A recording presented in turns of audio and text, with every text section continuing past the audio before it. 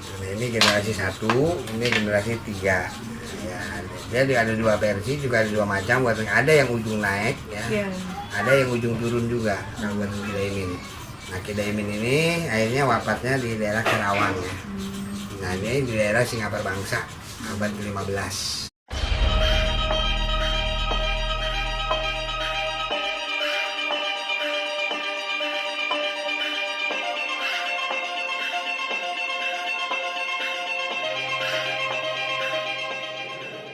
Ini ada lagi yang saya mau tanyakan dulu, sejarahnya Betawi nih. Oh, Betawi. Ya. Kalau kebanyakan orang mengartikan Betawi itu dari kata Batavia. Padahal sebetulnya Betawi ini kalau kita ambil mundur ke abad 01 Masehi, ya, di mana Pulau Jawa ini sudah dihuni oleh suku, ya, oleh suku yang sudah berada di Pulau Jawa di daerah katakanlah baratnya Pulau Jawa, ya, gitu, yang kita sekarang sebut Jakarta. Ini disebut suku Bekawi. Oh, Bekawi. Ya. Suku Bekawi ini, Bekawi itu dari nama pohon yang suka timbul di pinggir itu hidup di pinggir-pinggir pantai. Nah, sekarang lebih dikenal pohon bakau. Ya kan, dulu disebutnya Bakawi, ya. Nah, biasanya kayunya dibuat gagang golok, cangkul nah itu. Nah, kalau bicara suku Bakawi, ya, ini abad 01 Masehi, di mana saat itu adalah seorang kepala suku bernama Aki Murah atau disebut Aki Tiram. Aki Murah ini, ya, datang, dia bukan datang, ya, dia penduduk asli suku Bekawi, menjadi kepala suku. Dia ahli pertanian dan juga ahli perdagangan mutiara. Nah, kenapa disebut Aki Tiram? Karena perdagangan mutiara. Nah, beliau mempunyai seorang anak perempuan bernama Pohaci Larasati. Nah, Aki Tiram ini. Nah, kemudian datanglah seorang pangeran dari kerajaan Selangkayana, India, dan menikah dengan putri Aki Tiram yang bernama Pohaci Larasati. Kemudian sekian lama, ya, barulah mendirikan kerajaan Salaka Nagara. Salaka itu artinya perak, ya. Nagara itu negara, ya, negeri, ya. Jadi negeri perak. Nah, di abad ke-4 Masehi, ya, di abad ke-1 Masehi dulu. Di abad ke-1 Masehi ini Salaka Nagara bergerak di bidang pertanian dan perdagangan, ya. Nah, akhirnya Dewa Warman ini membawa ajaran agama Hindu, ya, membawa Hindu Dharma, Hindu Brahma. Dewa Warman membawa ajaran Hindu Brahma. Berdirilah kerajaan Salaka Nagara di pesisir pantai utara Jawa, ya, Pulau Jawa, ya, di pesisir pantai utara barat Pulau Jawa. Mungkin lokasinya bisa kita katakan lebih tepat di antara Banten dan Merak ini, ya.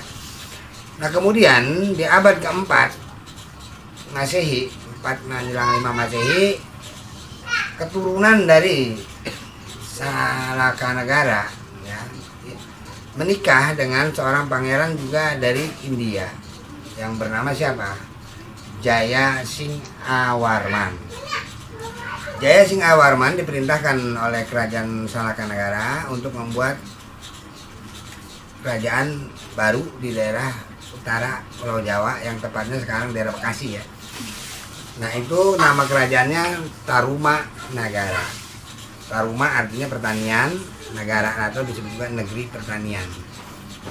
Karena Taruma itu artinya dari kata tumbuh-tumbuhan atau biji-bijian, ya, Taruma, atau disebut juga lebih klopnya disebut pertanian. Nah, Taruma Nagara ini didirikan oleh Jaya Singh Awarman, oleh suku Bekawi, ya, penduduknya suku Bekawi, dan itu di abad 45 Masehi, ya. Nah, ini kemudian di abad ke-7 setelah Purnawarman, ya, salah satu raja Tarumanagara.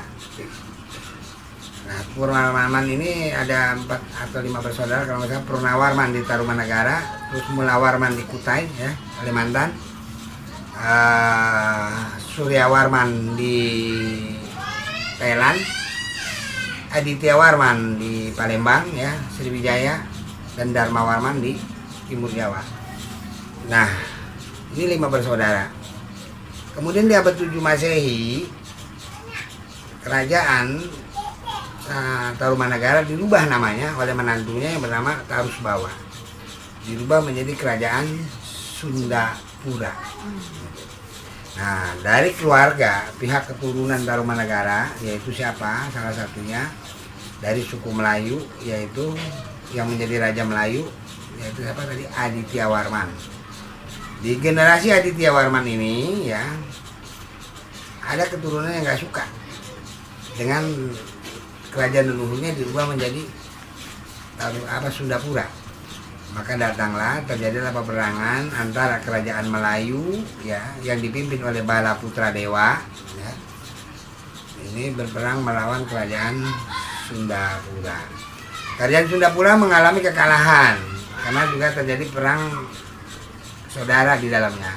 Karena kerajaan Galuh tidak terima ya kalau Tarumanagara, karena Galuh juga dalam jajahan Tarumanagara pada saat itu. Nah, akhirnya terjadi pemberontakan dari dalam maupun dari luar. Nah, hancurlah kerajaan Sundapura dan dipindahkan ke selatan. Nah, pada saat itu kalau bahasa orang Kawinya ya, selatan itu disebut apa? Bojong Kulur, dipindahkan ke selatan. Kulur itu selatan. Dari orang-orang Kawi, bahasa ngokoknya. Nah, kalau ke utara di mana Kilir kan gitu. Nah, kemudian di abad ke-10 Masehi, dari kerajaan dari Sundapura dirubah menjadi kerajaan Kahuripan. Kemudian di abad ke-14 Masehi dirubah dari kerajaan Kahuripan menjadi kerajaan Pajajaran. Nah, jadi ada Betawi dari kata Batavia, ada pemahaman Betawi dari kata Batavia, ada yang benar adalah Betawi dari kata suku Bekawi. Nah, jadi bahasa yang kita gunakan saat ini adalah bahasa yang datang dari era Melayu, dari daratan kerajaan Melayu. Kenapa Bung Karno lebih menetapkan bahasa Indonesia dengan bahasa Melayu? Karena wilayahnya lebih besar, ke Melayu sampai ke Thailand, Brunei, Malaysia, terus Kamboja. Nah, kalau menggunakan bahasa Sundapura hanya satu lokal. Jadi bahasanya sangat sempit ya. Kalau menggunakan bahasa Kawi Sundapura. Nah, karena bahasa Melayu lah ditetapkan menjadi bahasa Indonesia. Nah, jadi kenapa di kampung kita di sini ada kampung Melayu? Nah, karena dulu itu bekas asramanya atau bentengannya dari pasukan kerajaan Melayu. Nah, kenapa ada Kalibata? Nah, bata itu kan dari bahasa Melayu, artinya turun. Ya, curam. Kan orang Melayu pasti tahu kan? Apa itu bata artinya? Turun. Kenapa orang Betawi makanya memanggil kakak ini abang? Karena ini bahasa Melayu. Coba kalau dia pakai bahasa Betawi yang zaman dulu, kakang. Gitu. Kenapa orang Betawi menyebut abang? Apa kakaknya abang? Karena yang beredar sekarang di bahasa Betawi ini adalah bahasa Melayu. Dan bahasa Betawi ini juga ada 3. Satu, bahasa Betawi murni yang adanya sekarang ada di pinggiran Bekasi. Bekasi, Tambun ya, karena Tarumanagara pada saat itu ibu kotanya kan Bagasasi. Baga artinya bulan, Baga artinya merah, Sasi artinya bulan. Jadi bulan merah ya. Nah, Bagasasi menjadi Bekasi ya. Nah, suku ini berlarian ya sampai sekarang ada di pinggiran kota Bekasi, Tambun gitu. Nah, terus ada bahasa Melayu yang bahasa pendatang. Nah, itu yang menggunakan mau kemana, ada apa, ya kan? Rawa balong jadi rawa belong. Nah, itu kan. Nah, ini Betawi Melayu namanya. Ada lagi Betawi campuran, kepangkeng, keloteng. Nah, ini campuran Cina. Ya. Jadi Betawi campuran, ada Betawi asli original menggunakan bahasa Sunda Ora. Ya. Ada Betawi Melayu yang menggunakan ada Betawi campuran yang menggunakan yang di dalamnya ada bahasa Cina, pangkeng kamar bahasa Cina kan pangkeng. ke atas, bahasa Sunda loteng kan itu.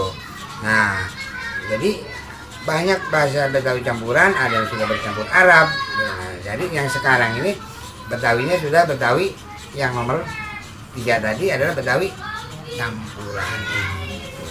Dari bahasa Sunda, dari bahasa Jawa. Nah, cirinya apa? Kalau dia Betawi keturunan Cina, dia manggilnya encang encing, engkong, itu turunan Cina. Kalau dia Betawi turunan Jawa, baba gede, emak gede, gitu. Kalau dia Betawi turunan Sunda, uak, nyatua, nah, mau ke rumah uak. Kalau Betawi turun Melayu, maci, maci, maci, ya kan? Mau kemana? Mau ke Mance, nah, itu Melayu. Gitu. No sama ke Mance lo, nah ini Melayu nih. Gitu. Karena kan itu mace, maci kan itu Melayu. Ya terus. Mungkin itu saja. Ya. Makasih banyak Suhu Ya. atas semua penjelasan tentang sejarah Cakung, Betawi dan semuanya. Mungkin nanti next kita bisa bertemu kembali. Suhu. Terima kasih banyak Suhu. Demikian penjelasan tentang sejarah Cakung, sejarah Betawi dari Suhu Jaja. Mungkin sebagai tambahan pengetahuan kita tentang wilayah Cakung dan wilayah Jakarta khususnya Betawi, juga dinamakan Betawi. Oke, terima kasih.